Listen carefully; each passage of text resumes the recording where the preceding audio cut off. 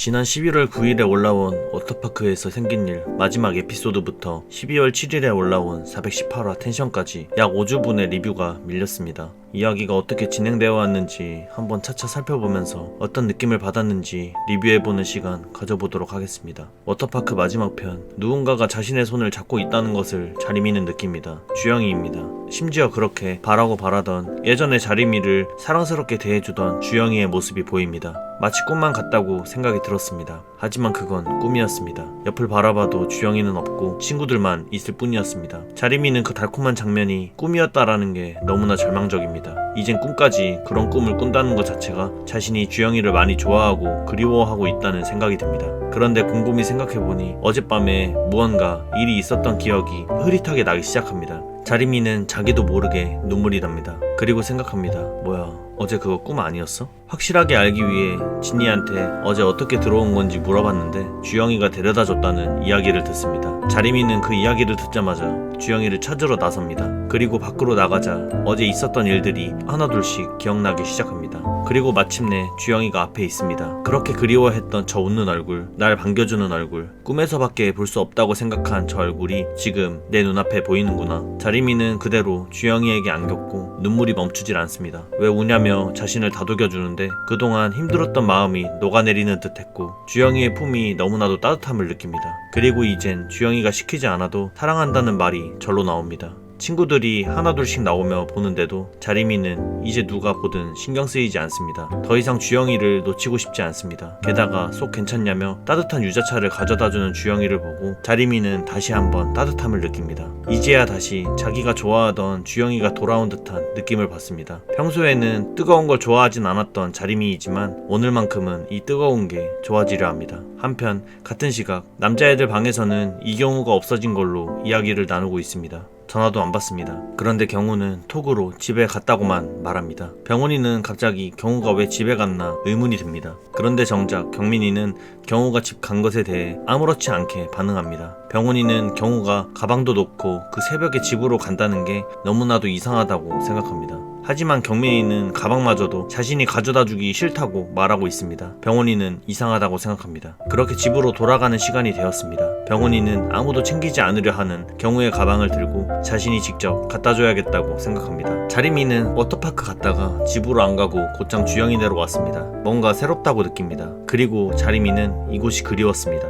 주영이는 지난 일들로 인해 자리미가 얼마나 힘들어했을지 공감하며 미안해합니다. 이제 자리미는 주영이의 이야기를 듣고 싶습니다. 왜 미안한 건지, 그동안 무슨 생각을 하며 지냈던 건지. 그렇게 한참 동안 주영이의 이야기를 들었습니다. 들어보니 주영이는 굉장히 스스로에게 갇혀 있었습니다. 너무나 자리미를 좋아하는 건 변함이 없었지만 그 좋아하는 감정이 자신을 찾게 만들었다고 이야기합니다. 자리미는 앞으로 쭉쭉 나아가는데 정작 본인은 너무나도 볼품없어 보이기 시작하다 보니 이제 자신이 버려질까봐 두려웠고 무서웠다고 이야기합니다. 주영이는 자신의 감정이 앞서 자리미를 힘들게 했기에 미안하다고 말합니다. 자리미는 마음이 아파옵니다. 주영이가 그동안 얼마나 혼자 힘들어했을지 생각해보니 본인이 주영이를 저렇게 외롭게 했구나 라는 생각도 듭니다. 그래서 자리미는 주영이를 위로해주고 싶었습니다. 나도 너랑 똑같이 내 감정이 우선적이었다고, 널 잡은 것도 너한테 상처 주는 말을 내뱉은 것도, 그니까 나도 이기적인 사람이다라고 말합니다.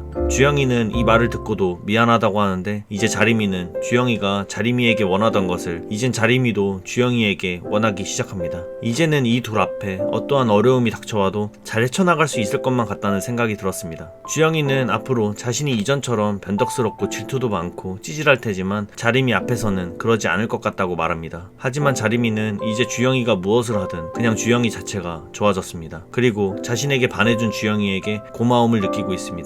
주영이는 원래 이렇게 닭살스러운 멘트를 잘했고 자리미는 이런 멘트를 굉장히 싫어했지만 이젠 이 멘트들을 그렇게 싫어하지는 않은 것 같습니다. 그리고 주영이랑 자꾸 이런 것도 막 해댑니다. 본인의 장점을 쓰는데도 이런 오그라드는 멘트를 쓸 만큼 정말로 이제 둘은 서로를 너무나도 사랑하는 듯해 보입니다. 그렇게 집에 자리미를 데려다주고 싱글벙글한 상태로 집을 가는 주영이 앞에 석호와 경민이가 나타나 얘기 좀 하자고 합니다. 본론부터 말하자면 이미 이경우가 왕자림을 좋아하는 걸 알고 있었고 진작 말 못해서 미안하다고 사과하러 온 것이었습니다. 이경우도 나름 자기 스스로 노력하는 것 같았고 그래서 스스로 정리할 거라고 믿고 없던 일 마냥 지나가려고 했던 거였는데 일이 이 지경이 되어버릴 줄 몰랐다고 말합니다. 그래도 진작부터 미리 말하지 못해서 미안하다고 경민이와 석호는 사과를 합니다. 주영이는 먼저 와서 말해줘서 고맙다고 말합니다. 그리고 이전에 알게 되었으면 더 제정신 아니었을 거라고 하면서 오히려 애들에게 고맙다고 말합니다. 그리고 이것이 꼭 이경우 탓만은 아니라고 말합니다. 왜냐면 그냥 자신이 자림이랑 잘만 지냈더라면 이경우가 자림이에게 마음을 표현하지 않았을 테니까 본인에게도 잘못이 있다라고 대인배 같은 말을 합니다. 하지만 이걸 자림이만큼은 몰랐으면 합니다. 마음도 여리고 정도 많고 다정한 애이기 때문에 이 사실을 알게 된다면 자신의 탓이라고 생각할 게 분명하기 때문입니다. 그리고 그런 과정을 통해 자림이가 이경우가 자신에게 했던 행동들을 또 떠올리려고 하는 것조차 주영이는 매우 싫습니다. 확실히 이 장면까지만 보면 이경우의 탓만은 아니라고는 말은 하지만 이경우에게 악감정이 매우 심하다라는 걸 알 수 있는 것 같습니다. 또한 주영이는 걱정하는 것이 하나 더 있는데 그것은 병훈이가 이 사실을 알게 되었을 경우입니다. 병훈이에게 경우를 의심하고 있다라고 했을 때 병훈이는 절대 그럴 일 없을 것이다 라고 경우를 지지했는데 그게 아니었다라는 사실을 알면 경우에게 많이 실망할 것이고 자신에게 미안해할 것 같다고 그래서 병훈이에게 말하지 않고 싶다고 말하는 주영이입니다. 한편 병훈이는 워터파크에 다녀온 후 경우의 가방을 주기 위해 연락을 해봤지만 경우는 받질 않습니다. 무슨 일인 걸까 걱정이 앞섭니다. 다음날 이제 자림이는 주영이와 함께 다시 같이 등교할 수 있게 되었습니다. 그런데 주영이는 경훈의 집을 한번 쳐다보며 난 널 더 이상 신경 쓰고 싶지 않다 뭐 이런 표정으로 다시 자림이와 함께 등교를 하는 장면이 나옵니다.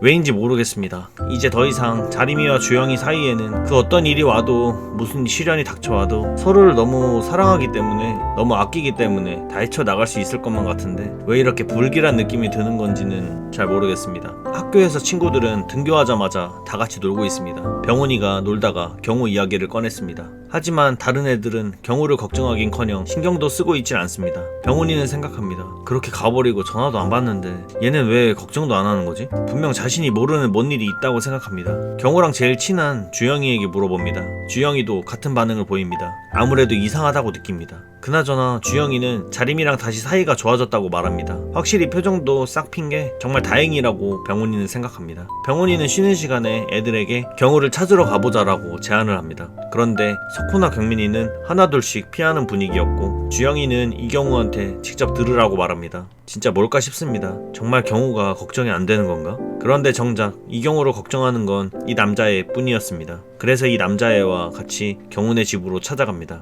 그런데 거기서 경우 어머니를 뵙게 됩니다. 경우는 집에 없다고 합니다. 그리고 학교에 안 나오던 사실도 또 모르신 듯 합니다. 그래서 경우 오면 연락 좀 해달라고 경우 어머님께 부탁을 드리고 그렇게 경훈의 집을 나섭니다. 집으로 돌아가면서 곰곰이 생각해봅니다. 아무리 생각해도 애들이 이상할 정도로 신경을 1도 안 쓰는 것 같다고 답답한 마음에 경우 일하는 곳을 찾아가 봅니다. 그리고 경우를 만났습니다. 하지만 보자마자 경우는 도망쳐버립니다. 병훈이는 대체 이게 뭔 상황일까 너무나 궁금합니다.